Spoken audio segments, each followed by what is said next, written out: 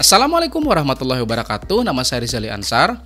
Pada video kali ini kita bakalan bahas 10 fakta yang terjadi saat kemarau versi channel penyuluh pertanian lapangan. Tetapi sebelum kita mulai videonya, mari kita intro dulu. Bim.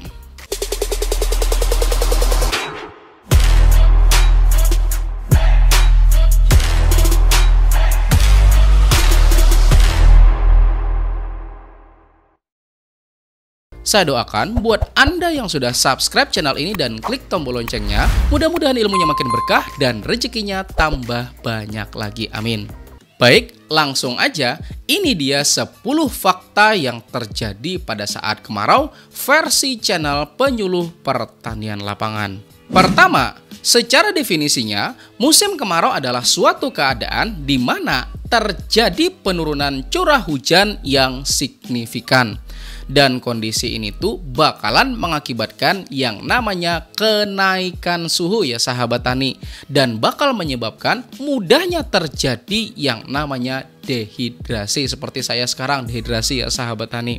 Secara definisinya, dehidrasi adalah suatu kondisi ketika tubuh kita tuh ya sahabat tani kehilangan lebih banyak cairan. Dan salah satu penyebabnya selain kurangnya suplai air yaitu efek dari suhu yang berubah atau yang sekarang kalau saya sekarang efek suhu tinggi ya sahabat tani.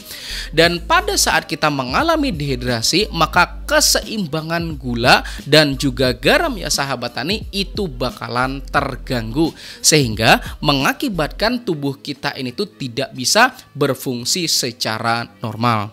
Kedua, ketika kemarau merupakan salah satu penyebab terjadinya dehidrasi pada manusia, itu artinya berlaku juga loh sama makhluk hidup yang lain. Seperti siapa? Seperti tanaman. Nah, setiap harinya tanaman itu melakukan proses yang namanya fotosintesis.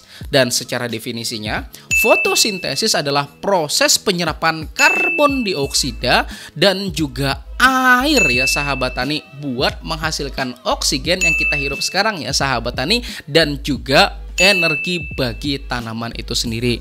Nah, jadi fotosintesis itu harus ada serapan airnya ya enggak? Buat menghasilkan energi bagi tanaman itu sendiri. Makanya ketika musim kemarau dan airnya tuh kurang, maka tanaman tidak ada yang bakalan diserap ya enggak? Artinya energi yang bisa dia hasilkan buat dirinya sendiri juga kecil. Dan itu sebabnya tanaman kita tuh sering banget tumbuhnya kering-kering dan nggak subur gitu ya sahabat tani. Sampai berujung pada kematian tanaman. Kemudian yang ketiga, seperti yang sudah dijelasin pada nomor 2 tadi ya sahabat tani, yaitu fotosintesis adalah proses pengolahan dari karbon dioksida dan juga air menjadi oksigen yang kita hirup dan juga energi bagi tanaman kita. Maka bayangin ya sahabat tani, kalau tanaman kita tuh yang seharusnya menyerap karbon dioksida dan menghasilkan oksigen yang dingin-dingin ya sahabat tani tiba-tiba tumbuh tidak normal, maka sudah pasti serapan karbon dioksida dan juga keluaran dari oksigennya jadi berkurang. Makanya harinya tuh terasa jadi panas banget ya sahabat tani, benar?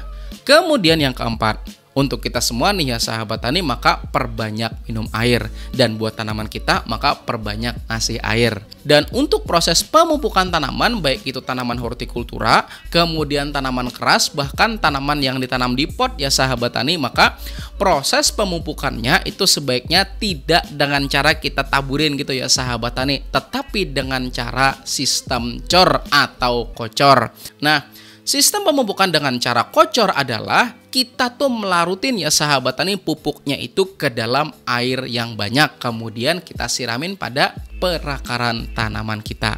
Kemudian yang kelima, menurut sebuah riset tentang pengelolaan hama dan penyakit tanaman dikemukakan ya sahabat tani bahwa pada saat musim hujan, resiko terbesar yang menyerang tanaman kita tuh yaitu resiko penyakit dan juga kelebihan air. Sedangkan pada saat musim kemarau, resikonya adalah hama dan juga kekeringan. Bahkan menurut salah seorang profesor ya sahabat tani, yaitu Profesor Muhammad Syukur, itu salah satu seorang dosen dari IPB atau Institut Pertanian Bogor, dia tuh nyebutin ya sahabat tani bahwa tanaman cabai nih, tahu tanaman cabai kan? Itu pembawa vektor penyakit yang keriting-keriting ya sahabat tani, macam kayak thrips, kemudian aphids dan juga jenis tungau ya sahabat tani. Itu intensitas menyerangnya jauh lebih tinggi pada saat musim kemarau. Itu sebabnya ya sahabat tani, pada saat musim kemarau tanaman cabai itu lebih rentan terhadap kena serangan keriting gitu ya sahabat tani. Kemudian yang keenam, ketika musim kemarau, tanaman kita tuh membutuhkan suplai unsur hara nitrogen dengan frekuensi yang cukup sering ya sahabat tani, terutama pada saat fase vegetatif. Nah, dan ini tuh sudah saya kemukakan loh ya sahabat tani pada video saya yang ini. Nitrogen itu berperan dalam merangsang pertumbuhan vegetatif tanaman secara keseluruhan. Misal pada perakarannya dia, kemudian pembentukan batangnya juga, dan juga terutama yang ini ya sahabat tani, yaitu pembentukan daun tanaman. Serta berperan juga dalam pembentukan klorofil yang sangat berperan banget di dalam proses fotosintesis. Maka bayangin nih ya sahabat tani, sudah suplai nitrogennya kurang, kemudian hamanya menyerang, dan lagi hujan nggak kunjung datang, saya yakin lengkap udah penderitaan dari tanaman kita ya sahabat tani. Makanya wajar aja dia tuh bakal tumbuh tidak subur, kurus-kurus, kering-kering, bahkan berujung pada kematian tanaman. Kemudian yang ketujuh, di dalam tanah juga terdapat jutaan kehidupan. Maksudnya adalah terdapat keberadaan mikroorganisme yang jumlahnya tuh jutaan ya sahabat tani, yang membantu melakukan perombakan bahan organik menjadi unsur hara yang bermanfaat buat tanaman kita. Ketika terjadi peningkatan suhu tanah, maka mikroorganisme yang bisa dibilang sensitif terhadap perubahan suhu, nah gak bakal bertahan, sehingga artinya populasinya tuh di dalam tanah jadi berkurang ya sahabat tani. Maka itu juga yang membuat tanah kita tuh unsur hara di dalamnya tuh ya sahabat tani menjadi berkurang. Dan untuk menyiasati hal ini, maka Anda dapat memberikan mulsa pada lahan pertanian Anda, atau minimum ya sahabat tani dikasih rumput-rumput yang Anda habis bersihin lahan. Nah, rumput-rumput itu jangan dibuang, tetapi tumpuk pada batang atau perakaran tanaman Anda supaya meminimalisir tembusnya cahaya matahari langsung pada perakaran tanaman Anda gitu ya sahabat tani.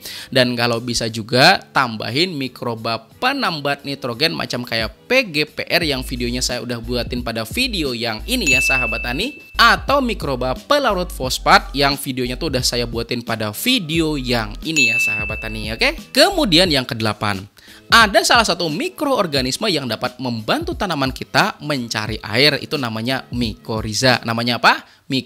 Mikoriza ya sahabat tani. Dan seperti yang udah saya jelasin pada video yang ini, mikoriza adalah mikroorganisme yang dalam kehidupannya itu membutuhkan akar tanaman buat dia infeksi.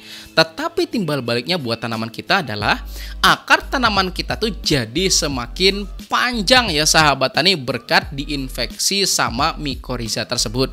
Sehingga kemungkinan tanaman kita tuh dapat menemukan air dan juga unsur hara pada celah yang terjauh ya sahabat tani di dalam tanah itu menjadi semakin tinggi.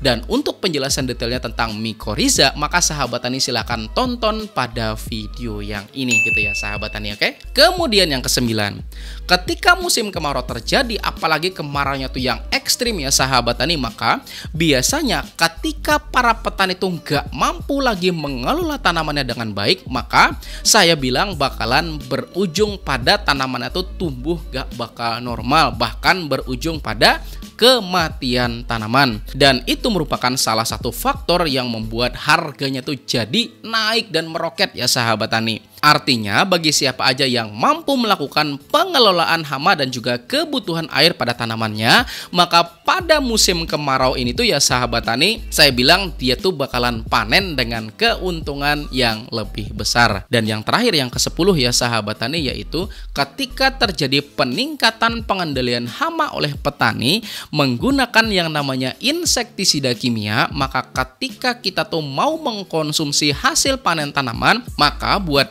mengurangi residu pada produk pertanian, maka kita tuh dapat mencuci buah-buahan dan juga sayur ya sahabat tani dengan menggunakan air mengalir. Secara definisinya, insektisida itu adalah suatu zat yang kita gunakan buat mencegah, mengendalikan atau bahkan membunuh organisme pengganggu tanaman berupa hama pengganggu tanaman kita gitu ya sahabat tani. Maka ketika kita tuh mau mengkonsumsi sayur dan buah, maka kita tuh harus sebisa mungkin mengurangi resiko dari residunya. Nah, menurut sebuah riset dari Dr. Walter Kroll dari Connecticut Agriculture Experiment Station, dari sebanyak 196 sampel sayuran dan juga buah-buahan yang dibersihin menggunakan air mengalir ya sahabat tani selama kurang lebih 1 menit, maka hasilnya ternyata metode seperti ini tuh secara signifikan dapat mengurangi residu pestisida yang terdapat pada buah-buahan dan juga sayuran. Artinya, buat sahabat tani yang kepengen lebih aman dalam mengonsumsi produk pertanian yang dihasilin pada saat musim kemarau, maka jangan lupa mencucinya kurang lebih 1 menit atau kalau lebih bagus lagi ya sahabat tani pada air mengalir. Dan kalau bisa juga dicuci dengan sabun khusus buat memang mencuci dari pestisida ya sahabat tani, karena sabun itu biasanya pH-nya tinggi dan lebih baik di dalam menetralkan residu pestisida. Dan penjelasan tentang pengaruh pH terhadap kekuatan pestisida ini tuh udah saya buatin videonya ya sahabat tani, silahkan tonton pada video yang ini.